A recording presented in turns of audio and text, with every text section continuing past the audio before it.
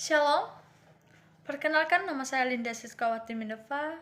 Saya seorang mahasiswi tingkat 3 semester 5, Prodi Teologi di STT Inalta, Jakarta. Saya akan membahas tentang sejarah gereja Asia. Sejarah adalah peristiwa yang benar-benar terjadi pada masa lampau. Kata gereja berasal dari kata bahasa Yunani yaitu eklesia, yang didefinisikan sebagai perkumpulan atau orang-orang yang dipanggil keluar.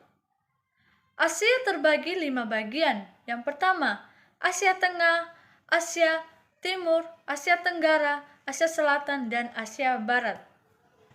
Sejarah gereja Asia adalah penyelidikan pelajaran tentang peristiwa kekristenan di Asia. Di dalamnya pelaku, waktu, tempat, dan apa yang terjadi.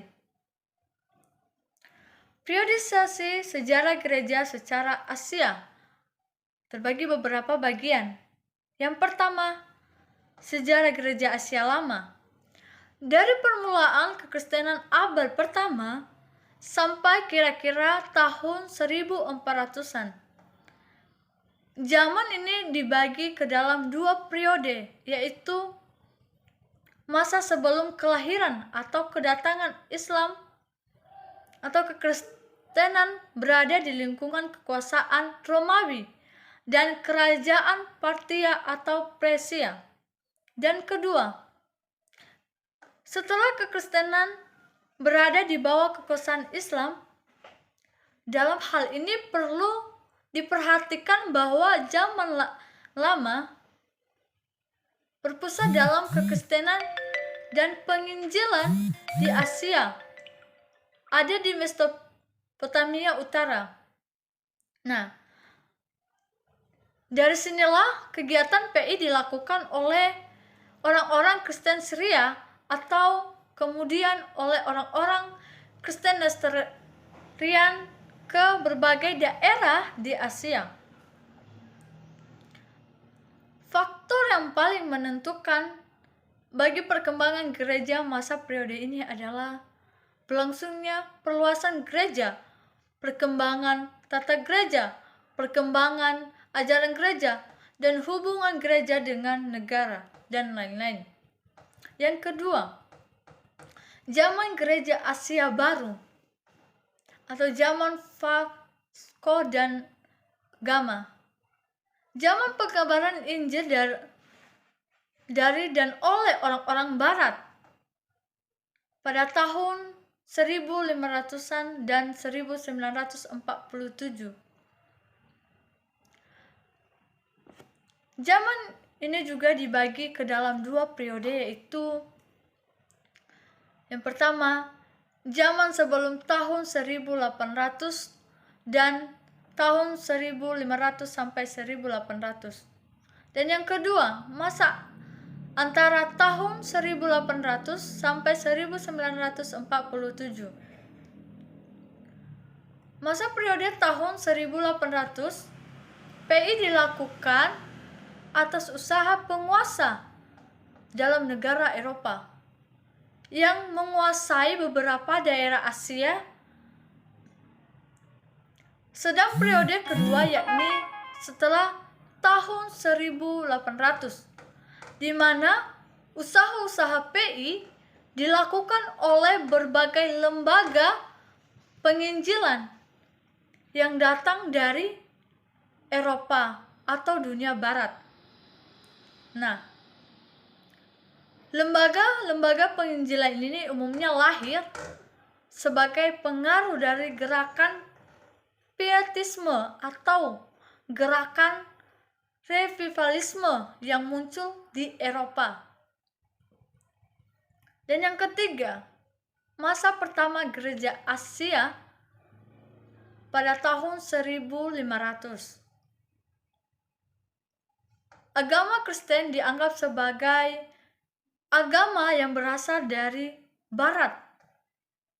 Nah, pada lahirnya di timur. Pada lahirnya di Timur Tengah, ya. di daerah Asia Barat, tempat bangsa-bangsa dan kebudayaan dari 3 benua bertemu, yakni Asia, Afrika, dan Eropa, di mana Tuhan Yesus telah mengutus murid-muridnya.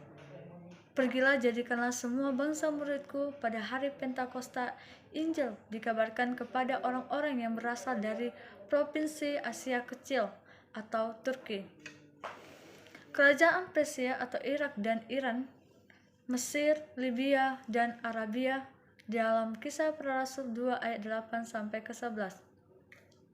Dan sampai sekarang, proses menjadikan semua bangsa murid-murid Yesus masih terus berkembang, dan gereja membawa kabar keselamatan ke seluruh dunia, di mana cukup berdasar bila dikatakan bahwa gereja di Asia adalah gereja pertama yang memakai gedung gereja sebagai tempat beribadah gereja Asia, yang merupakan gereja yang pertama menerjemahkan Alkitab ke dalam bahasa setempat.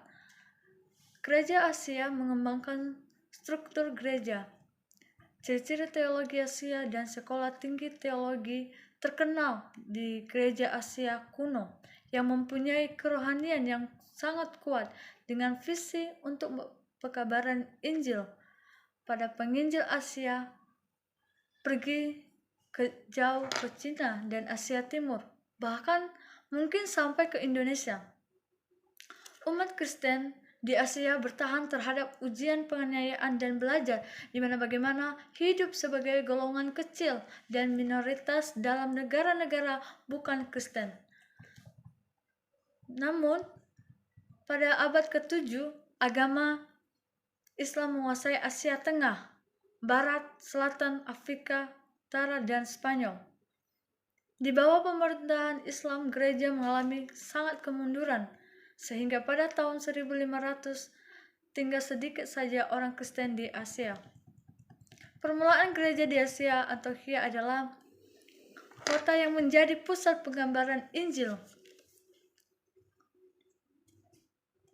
Penggambaran ini ke dunia bukan Yahudi, di mana sumber-sumber untuk penginjilan di luar kekaisaran Romawi sebagian bergantung pada legenda-legenda, namun tradisi bahwa Rasul Thomas mendirikan sebuah gereja di India dan didukung oleh penemuan-penemuan ilmu purbakala lain.